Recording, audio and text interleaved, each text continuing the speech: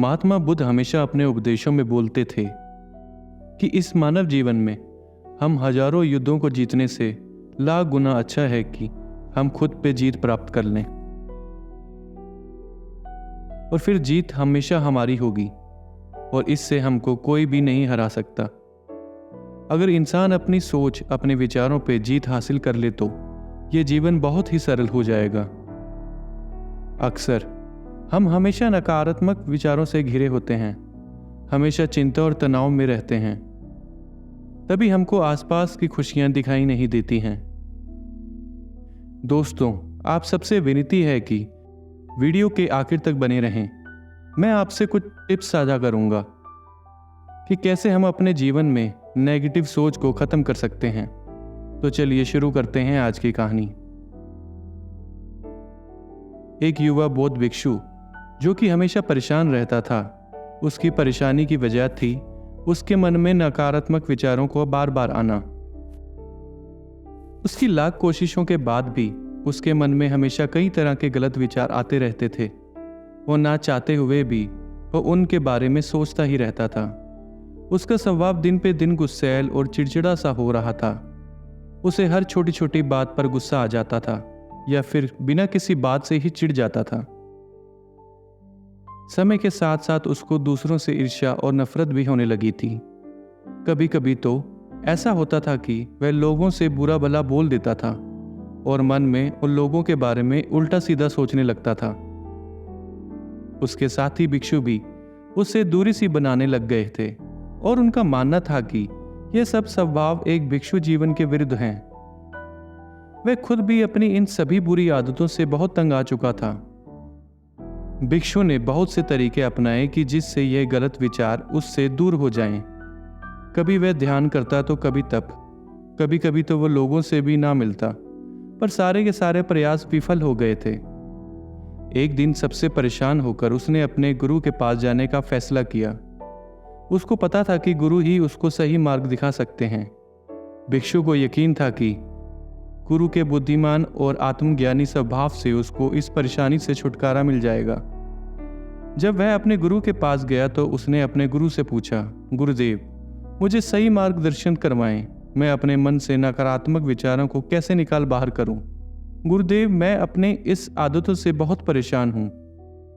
अब तो मैं लोगों के बारे में भी बुरा सोचने लगा हूं। मुझ पर अपनी कृपा करें। गुरुदेव ने उसको पास बुलाकर बैठाया और उत्तर दिया कि नकारात्मक सोच उस बादलों की तरह है जो साफ और नीला दिखने वाले आकाश को भी काला कर देती है। उस पानी की तरह है जिसकी एक बूंद से सारा पानी गंदा हो जाता है। अगर तुमको साफ और नीला आसमान देखना है तो इन काले बादलों को अपने मन से हटाना ही होगा, तभी तो ये पीने लायक बनेगा। तुमको सबसे पहले अपने नकारात्मक विचारों की असली वजह को जानना होगा, उसे अपने मन से, जीवन से नष्ट करना होगा।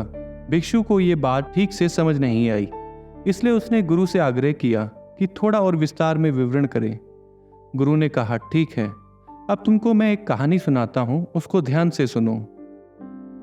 एक घने जंगल से एक आदमी जा रहा था। कुछ देर चलते हुए उसे रास्ते में एक बड़ा सा सांप दिखाई दिया। सांप को सामने देखते ही वह आदमी डर गया, चिल्लाया और वहां से भागने लगा। जैसे ही उसने भागने के लिए कदम उठाया, उसका पैर पत्थरों से जा टकराया। उसी समय वह गिर गया। गिरने से उसने खुद को बुरी तरह घायल कर दिया था और वहीं पे वह बेहोश हो गया।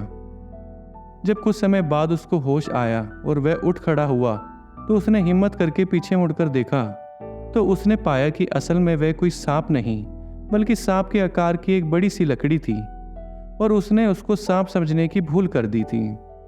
उस लकड़ी को देखकर व्यक्ति को एहसास हुआ कि उसकी इस चोट का कारण वह लकड़ी या सांप नहीं बल्कि उसके अंदर का डर था और नकारात्मक विचार थे। अगर वह ध्यान से पहले ही देख लेता तो उसके साथ ये सब ना हुआ होता, ना वो गिरता ना ही बेहोश होता।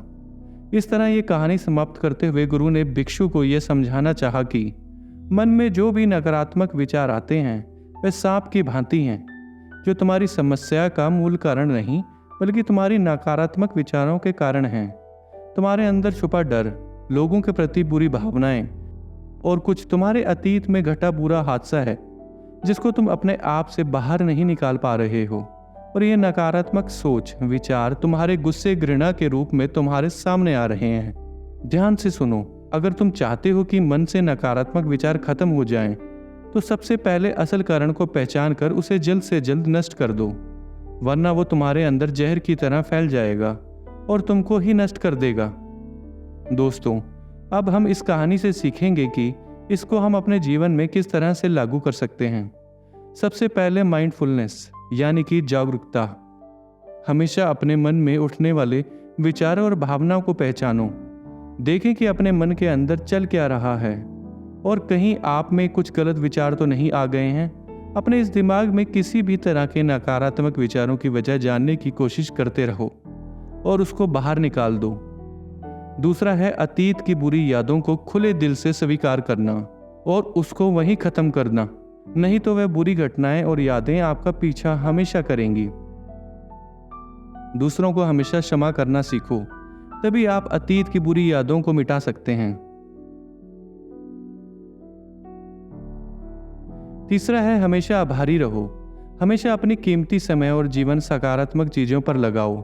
आभार व्यक्त करने से हमेशा हमारे जीवन और सोच में बढ़ोतरी होती है और हमारे अंदर से जो भी नकारात्मक भावनाओं ने घर कर रखा है उनको हमसे दूरी मिलती है। चौथा है केवल अपने लिए ही नहीं, दूसरों के लिए भी दयालु बने। इंसान वही है जो दूसरों के लिए भी दया भावना रखता है। अगर हमारे अंदर दया और दूसरों के लिए हमदर्दी होगी तो हम दूसरों के लिए बुरा नहीं सोचेंगे। दया और करुणा अपने अंदर रखकर हम और अधिक संतुष्ट सुखमय जीवन जी सकते हैं। अंत में ये कहानी हमें सिखाती है कि असल में नकारात्मक विचार हमारी परेशानी का कारण नहीं, जबकि इसका मूल कारण तो हमारे भीतर ही गहराई में छिपा है। हम सबको इन गलत नकारात्मक विचारों की वजह को पहचानना है, अपने दिलो दिमाग से इनको बाहर कर फेंकना है। याद रखें, कहानी में सांप की तरह हमारे अधिकतर विचार सिर्फ दिमाग का भ्रम है।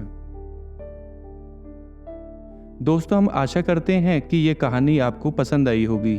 अगर ये कहानी आपको अच्छी लगी है तो हमारे चैनल को प्लीज़ सब्सक्राइब करें, इस वीडियो को लाइक करें और ये वीडियो अपने दोस्तों के साथ ज़रूर शेयर करें।